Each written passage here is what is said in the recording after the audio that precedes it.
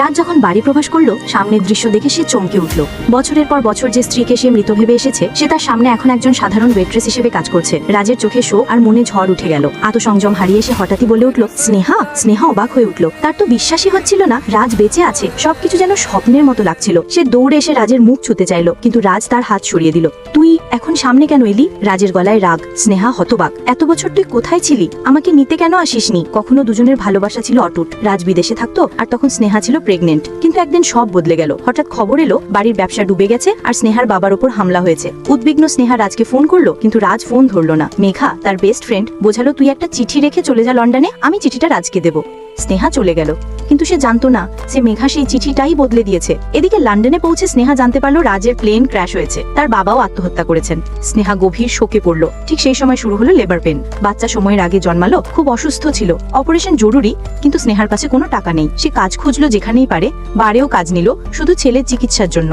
বছরের পর বছর পরে আজ তাদের দেখা হলো, কিন্তু রাজের মনে স্নেহার প্রতি শুধু ঘৃণা, কারণ সত্যিটা সে জানে না। রাজের সঙ্গে থাকা বন্ধু স্নেহাকে অপমান করতে শুরু করলো। হাঁটু গেড়ে বস, মদ ঢেলে দে। রাজ চুপ রইল। স্নেহার চোখ ভিজে গেল, কিন্তু ছেলের অস্ত্রোপচারের টাকার জন্য সব সহ্য করলো। ঠিক তখন রাজের ফোনে কল এলো। সে এক মেয়ের সঙ্গে খুব মিষ্টি গলায় কথা বলল। স্নেহার মনে হলো রাজের জীবনে এখন নিশ্চয়ই অন্য কেউ আছে। সে ভেঙে পড়লো আর পুরো বোতল মদ খেয়ে স্নেহা সেখান থেকে বেরিয়ে গেল। তবু রাজ তাকে ছাড়লো না। সে স্নেহার ঠিকানা জোগাড় করলো। যখন পৌঁছালো দেখলো স্নেহা তার ছেলেকে নিয়ে রাস্তায় দাঁড়িয়ে আছে। ভাড়া দিতে না পারায় বাড়িওয়ালা তাদের বের করে দিয়েছে। রাজ সেই বাড়িটাই কিনে নিল আর স্নেহাকে আবার সেখানে থাকতে দিল। কিন্তু যখন সে দেখা করতে এলো, স্নেহা ছেলেকে লুকিয়ে ফেললো। রাজের মনে সন্দেহ, নিশ্চয়ই আরেকজন পুরুষ ঘরে আছে। সে ভেতরে ঢুকতে গেল, স্নেহা তাকে থামিয়ে দিল। রাজ আরো রেগে গিয়ে ফিরে গেল। পরের দিন স্নেহা রেস্টুরেন্টে কাজ করছিল। রাজ সেখানে এলো তার অসুস্থ বোনকে নিয়ে। স্নেহা ভেবে নিল ও মেয়েটাই রাজের প্রেমিকা। সে পালাতে গেল, রাজ তাকে থামালো, বলল আমার বোনের জন্য একটা গান বাজাও। স্নেহার ধৈর্য ভেঙে গেল। সে ঠিক করলো এই শহর ছেড়ে চলে যাবে, কিন্তু রাজ তাকে থামালো না, বরং আরো অপমান করলো। বলল তার বোনের কেয়ারটেকার হতে, আর টাকাও দিল। ছেলের জন্য টাকার দরকার ছিল। স্নেহা রাজি হলো। বৃষ্টির রাতে স্নেহা রাজের বাড়িতে পৌঁছালো। রাজের নিজের পুরনো অপমান মনে পড়লো, যখন তার শাশুড়ি তাকে বাড়ি থেকে বের করে দিয়েছিল। রাজ বলল, এখন তুই হাঁটু গেড়ে দাঁড়া, তোর কৃতকর্মের শাস্তি ভোগ কর। স্নেহা বুঝতে পারছিল না, যদি রাজ তাকে এত ঘৃণা করে তাহলে বারবার কেন তাকে থামায়। সে ক্লান্ত,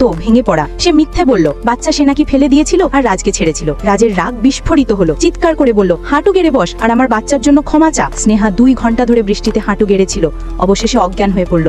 হাসপাতালে জানা গেল তার উচ্চ জ্বর, মারাত্মক অপুষ্টি, শরীর একদম ভেঙে গেছে। ডাক্তার যে তার পুরনো বন্ধু, আর সহ্য করতে পারল না। সে রাগে রাজের দিকে তাকিয়ে বলল, তোকে এত বছর ধরে সবাই বেঁচে আছে ভেবেছি, তুই এত বছর বেঁচে ছিলি, তাহলে কেন তুই তোর স্ত্রীকে নিতে একবারও ফিরে এলি না?